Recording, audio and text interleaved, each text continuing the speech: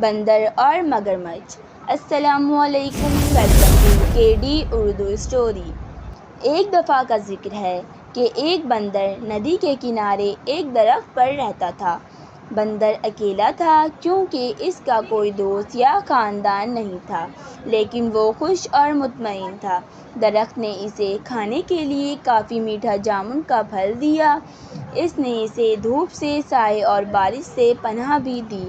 ایک دن ایک مگرمچھ پانی میں تیر رہا تھا۔ وہ بندر کے درخت کے نیچے آرام کرنے کے لیے کنارے پر چڑھ گیا۔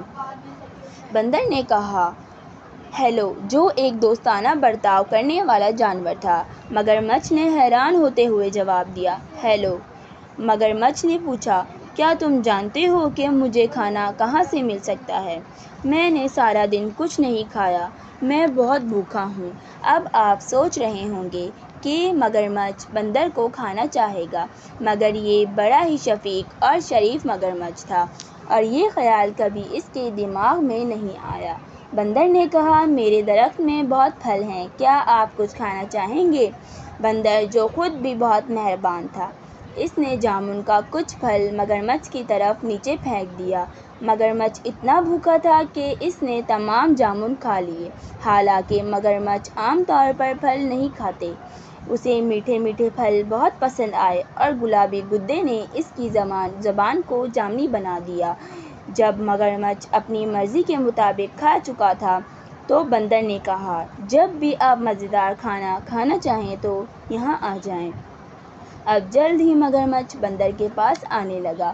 دونوں جانور بہت اچھے دوست بن گئے اور وہ باتیں کرتے، ایک دوسرے کو کہانیاں سناتے اور بہت سے میٹھے جامن ایک ساتھ کھاتے۔ ایک دن مگرمچھ نے بندر کو اپنی بیوی اور خاندان کے بارے میں بتایا تو بندر نے کہا، آج واپس جاتے وقت اپنی بیوی کے لیے بھی کچھ پھل لے جانا۔ تو مگرمچھ اپنی بیوی کے لیے کچھ جامن لے آیا۔ مگرمچھ کی بیوی کو جامن بہت پسند آئے۔ اس نے پہلے کبھی اتنی میٹھی چیز نہیں کھائی تھی، لیکن وہ اپنے شوہر کی طرح مہربان اور نرم مزاج نہیں تھی۔ اس نے اپنے شوہر سے کہا، تصور کیجیے کہ بندر جب یہ جامن روزانہ کھاتا ہے تو اس کا ذائقہ کتنا میٹھا ہوگا۔ مہربان مگرمچھ نے اپنی بیوی کو سمجھانے کی کوشش کی کہ وہ بندر کو نہیں کھا سکتا، وہ میرا سب سے اچھا دوست ہے، مگر اس کی لالچی بیوی نے اس کی ایک نہ سنی اور اس نے مہربان مگرمچھ کے سامنے بیمار ہونے کا ناٹک کیا اور بولی، میں مر رہی ہوں اور صرف ایک پیارے بندر کا دل ہی مجھے ٹھیک کر سکتا ہے۔ اس نے اپنے شوہر کو پکارا، اگر تم مجھ سے محبت کرتے ہو تو تم اپنے دوست بندر کو پکڑو گے اور مجھے اس کا دل کھانے دو گے۔ بیچارے مگرمچھ کو سمجھ نہیں آ رہی تھی کہ وہ کیا کرے۔ وہ اپنے دوست کو کھا بھی نہیں سکتا تھا، لیکن وہ اپنی بیوی کو مرنے بھی نہیں دے سکتا تھا۔ آخرکار اس نے فیصلہ کیا کہ اسے کیا کرنا ہے اور اگلی بار جب وہ بندر کے پاس گیا تو اس نے اس سے کہا کہ وہ اس کی بیوی سے ملنے آئے، کیونکہ وہ جامن کے خوبصورت پھل کے لیے ذاتی طور پر اس کا شکریہ ادا کرنا چاہتی ہے۔ بندر خوش ہوا اور کہا، وہ نہیں جا سکتا کیونکہ وہ تیرنا نہیں جانتا تھا۔ مگرمچھ نے کہا، اس کی فکر نہ کرو، میں تمہیں اپنی پیٹھ پر لے کر جاؤں گا۔ بندر راضی ہو گیا اور مگرمچھ کی پیٹھ پر کود کر بیٹھ گیا۔ چنانچہ دونوں دوست گہرے چوڑے دریا میں چلے گئے۔ جب وہ کنارے اور جامن کے درخت سے بہت دور پہنچے تو مگرمچھ نے کہا، مجھے بہت افسوس ہے، لیکن میری بیوی بیمار ہے اور کہتی ہے کہ بندر کا دل ہی اس کا علاج ہے۔ مجھے ڈر ہے مجھے تمہیں مارنا پڑے گا، حالانکہ میں ہماری باتوں کو یاد کروں گا۔ بندر نے جلدی سے سوچا اور کہا، پیارے دوست، مجھے تمہاری بیوی کا سن کر بہت افسوس ہوا۔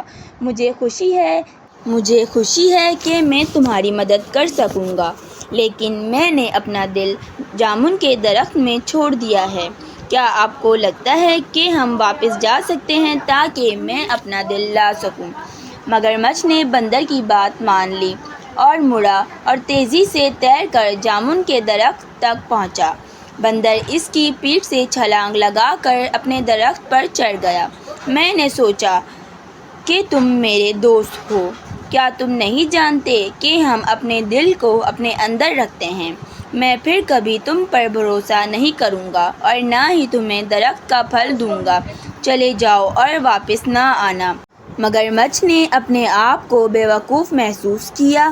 اس نے ایک دوست اور اچھے میٹھے پھل کی فراہمی کھو دی تھی۔ بندر نے خود کو بچا لیا تھا کیونکہ اس نے جلدی سوچ لیا تھا۔ اس دن اس نے کبھی مگرمچھ پر بھروسہ نہیں کیا۔